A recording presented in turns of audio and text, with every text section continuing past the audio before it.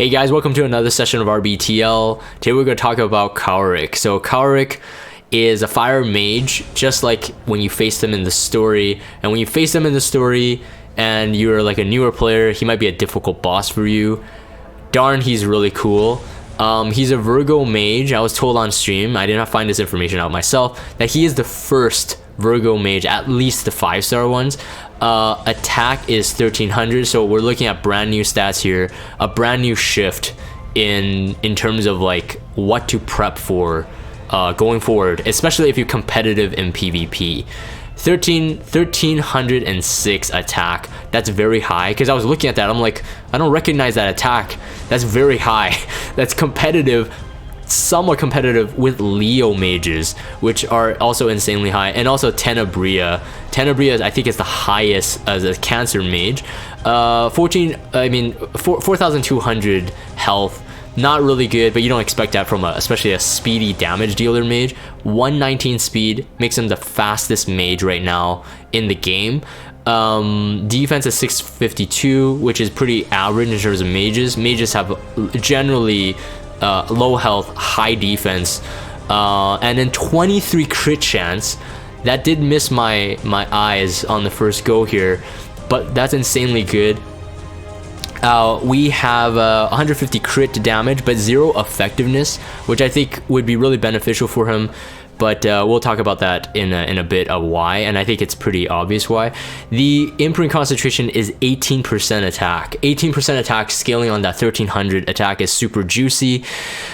It makes me being tempted to pull multiples of him like considerably higher than someone, let's say Cerise. And very casual segue, not on purpose, but Cerise again, like, Smilegate, what are you doing, man? Why is she a limited hero? Yes, she could be good, but she doesn't need to be a limited. In my opinion, Kawerik is much more, like, in terms of like the story, like the character itself is much more fitting to be a limited hero.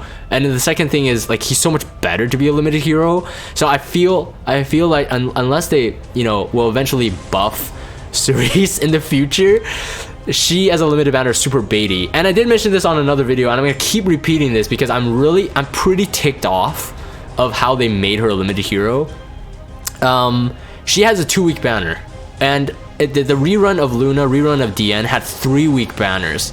So I feel like that's like, oh, let's test the waters of this being a limited hero. Let's give her a 2-week thing so people don't be super bad. But then for Luna and DN, when they were re-released, everyone knew they were really good. So they gave them 3-week long banners. And I'm like, I don't know, man. What are you doing? You make this awesome character, but you make Cerise really bad. Anyways, I don't want to take the spotlight out of Kawerik here, because the reason why I bring up Cerise and the reason why I'm ranting on her, and look, for those saying that she's really good, okay, I get it. I've already seen her used like in defense, and I got wrecked. But does that make her limited in terms of just resources? I feel it's super baity. In my opinion, Kawerik is 100 times better in terms of pulling for dupes. That's one thing. His artifact's actually not even that bad. So when his banner's released, man, he should have deserved the limited spotlight. But the only reason why I rant is because I think Kawerik is that good, alright? Without the damage mods, his kit in it of itself with his base stats make him good. So even if he has garbage damage mods, which I get it, we've been debated. Look at Pavel, right? Pavel is like, whoa, look, self-attack buff and cleave, and then gets another turn, and he can one-shot SSBs. He ended up not being that great, alright? But this is not the case for Kawerik.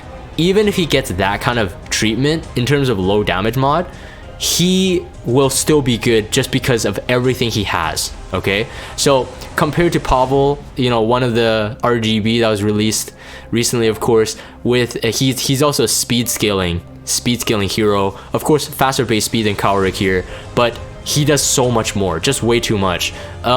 So up to 100% chance to dispel one buff before before increasing the skill cooldowns by 1 turn twice. So what that means is kind of like J-Kisei. So 2 rolls of RNG, but if you do land both rolls, they don't resist it, you can increase the skill cooldown by 2 on the target. Well, this is a single target, just to keep in mind, and J-Kisei, of course, is S3, it's a AoE, so somewhat different. It is a 4-turn cooldown though, just to note this, and then no cooldown reduction with the Molagora enhancement. But rather, you could use this as a very good pick. I think very solid in an RTA fight, and let alone just even AI based PvP fights. It's no brainer that you can bring him in a lot of situations.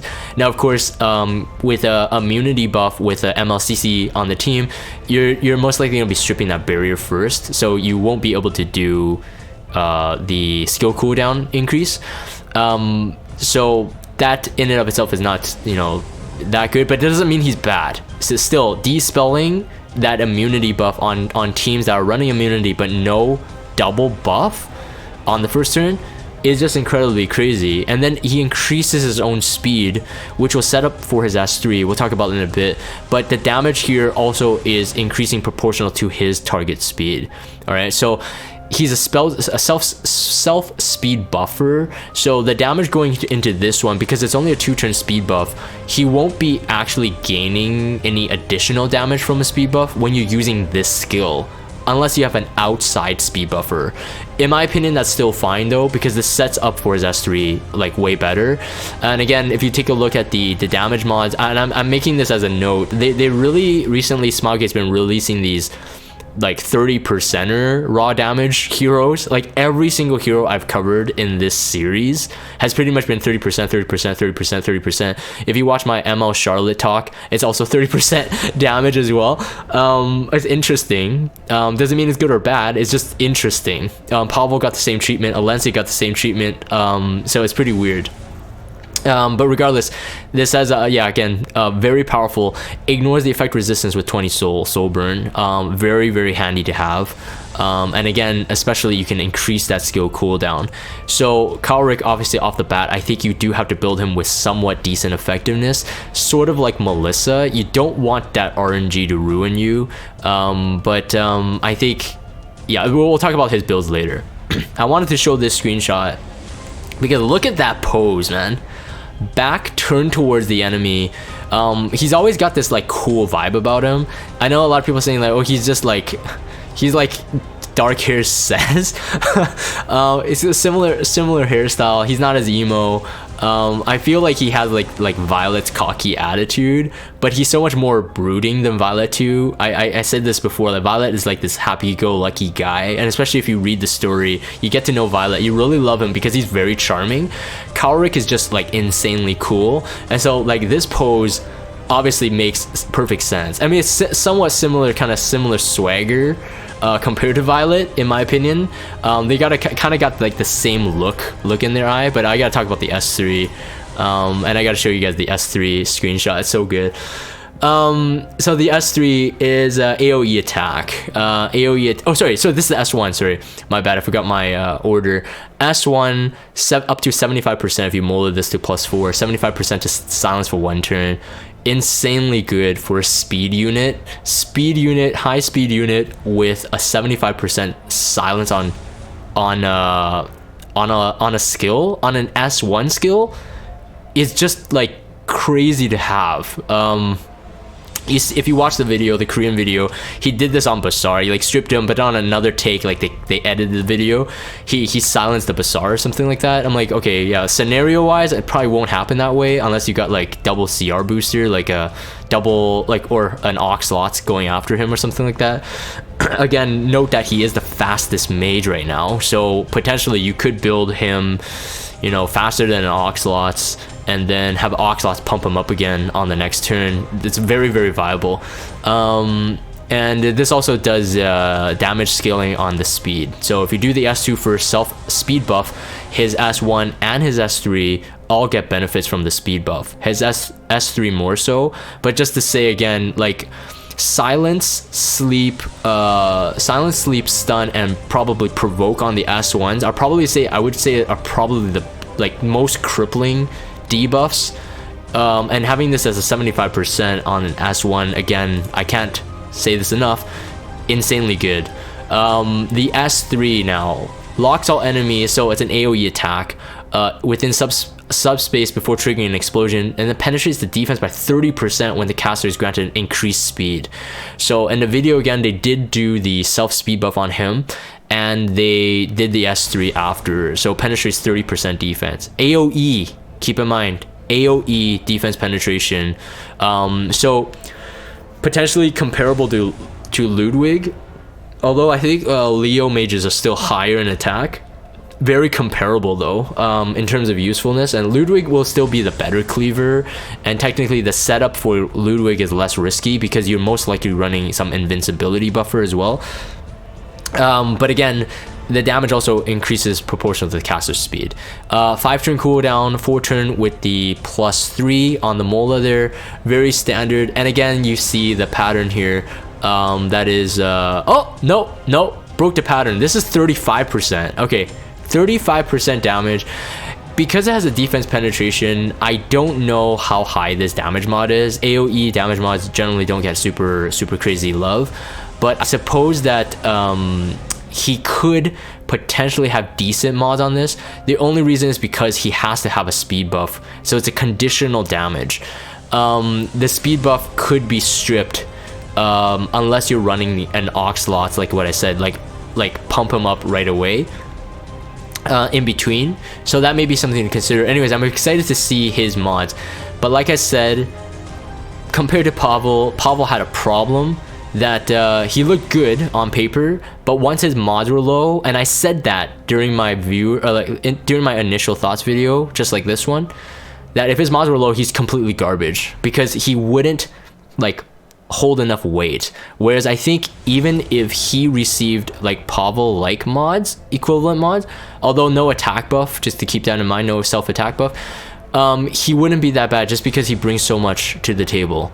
And again, he's a mage, and mages are like have dirty artifacts, dirty artifacts, man. Abyssal Crown, you got Isle of Violin as well if you want to use that. You got Zero Ren, you have damage ones, you have a Atika Scepter as well. This is the S3 animation. I had to capture this because like this is like why I love Kawerik so much in terms of a character. It's just like he's usually like kind of jokey, you know, he jokes around with Lilibet, kind of mocks her and stuff, but then he still has like this conscience and he's like struggling but then he looks like that, right? It's awesome, man. It's really crazy. And then he is paired with an artifact. All right, so his artifact, Black Hand of the Goddess. Now his artifact starts off to be really strong. Now keep in mind that he does have a 23% crit rate as a base. That's insanely high. Next level, you're comparing with like Assassin Sid, which is just out of this world, 30% self crit on his awakening, and then of course he has additional crit self imprint. But then the next in line, you're looking at Tears, about 27 crit rate. Those are really high, and I do think that doesn't Cerise have 27? I think so. Cerise has 27. Talk about Cerise again. But he has 23, so that's already very high. But he can get, if you get this max, a 24% at the start of the battle. Now I don't know whether or not that's very useful for him. In my opinion, I feel that mage artifacts, there's like a slew of extremely good ones. I think at the end it depends on how you build him. If you're gonna build him as like the speedy DPS, again, penetrating defense can carry a lot of that damage, so you may not need to look for very high damage stats, and you could really like shift that effectiveness that he may need, again, for the silence and for the strip and the turn cooldown increase. Those two things, if you can land them, they'll be really good to have. I would say like a 30% effectiveness. You're most likely going to try to do that on some sort of DPS, which may run low effect resistance, Today I saw a screenshot of someone posting a 132 effect resistance Kron with good damage. Now that's just too crazy. It was like double resist set. So just to keep that in mind, like people are shifting things because they know vulnerabilities of DPS, but if you want to like maybe increase his effectiveness to take out those kind of like big brain players, this of course would be a really good one on him. But I will say though, like right off the top of my head, I think that this artifact may be good for someone like Melissa as well. Melissa's an interesting mage which recently got a buff, and again she's a Leo mage, like I was talking about, high damage. The problem with Melissa is like if you want to build her really well, the crit rate is often the problem. Either you run a crit chance imprint with her, or you run a Midnight Bloom. For those who run her on an immunity set, they're generally hovering about the 90s, and you're gonna suffer from too much loss in terms of attack and crit damage if you aim for that 100% on an immunity set though. I'm talking about RTA based Melissas. You do kind of want immunity set on her too. This artifact would really help her, because generally if you bring Melissa into a fight, you're talking about you're gonna one-shot things. You're not gonna sustain the fight a lot, and even if there is some sort of sustain on that team, perhaps they're like not damage, maybe they're a healer, so you may not need your crit rate that high all the time. You just kind of like burn them down, wear them down over time. If you have this on, let's say Melissa again, like I think a lot of mages can use this artifact. A lot of mages are damage dealers, and a lot of mages are there for like one turn and 1 or 2 turns and their job is done. So this artifact in and of itself is super good on multiple mages. I'm only using Melissa as an example because of the recent dev buffs and people are building her, and I do think that this could be a very good one for her. If you could build her like somewhat low crit damage, like somewhat low, I'm talking about like 80s or 90s, and you can ensure the kill and you bring her into the right defense comps or right opponents, this artifact would be really good because she keeps cycling, right? She could just keep cycling that S2. So I feel that the crit chance for the S3 is what's really important, because you need to get that first kill. But anyways, long story short, I have to say that this artifact, very good. I think mages have a ton of like good artifacts, and this one is just another one to add into that collection. 100% Kawerik pull for him. I won't even need to see the damage mod unless they nerf his skills. Okay, so I'm gonna say this right now, because we don't have the Datamine in yet at the point of this recording. If they nerf his skills in terms of they change the effects, then that will be a different story. If he comes out with decently low damage mods like Pavel disappointment damage mods, I think he's fine, because he brings enough to the kit that you might use him over another DPS with the same level of damage, but for a different situation. Pavel doesn't have that. He doesn't have that. So anyways, that's my thoughts on Kawerik. I mean, I think obviously build him on a speed set. I think that would be really great. Artifact wise, I think a ton of artifact could be very scary for him. So yeah, so I'm gonna end my thoughts here for this video. Hopefully you guys have enjoyed this one. If you guys have Discord, check out the Discord server. Follow me on Twitter, subscribe to YouTube if you haven't. As always, thank you guys for watching, and I will see you guys next time.